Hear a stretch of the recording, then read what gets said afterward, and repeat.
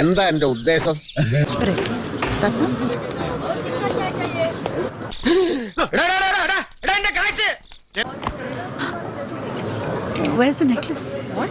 മനോഹരമായ സൈക്കിൾ എനിക്ക് ഇഷ്ടപ്പെട്ടു, ഞാൻ കൊണ്ടുപോകുന്നു. ഗോപാലൻ, എന്റെ ഈശ്വര.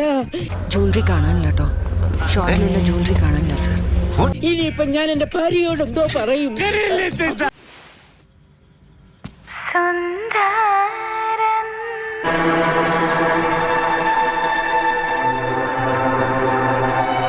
നിങ്ങളെ ആദ്യം കണ്ടപ്പോഴേ എനിക്ക് തോന്നിയതാ.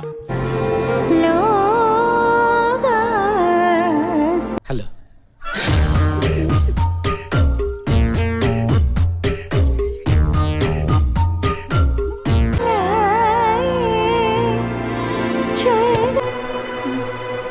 ഇവനെന്താടി ഇത്രയും വലുതായിട്ട് ഈ കോളേജിൽ തന്നെയാണോ?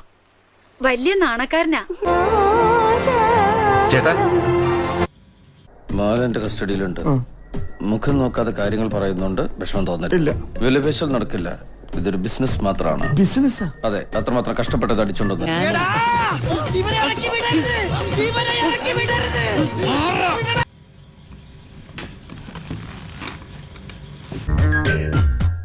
എടുക്കാൻ പിന്നെ വരാം. നാണം.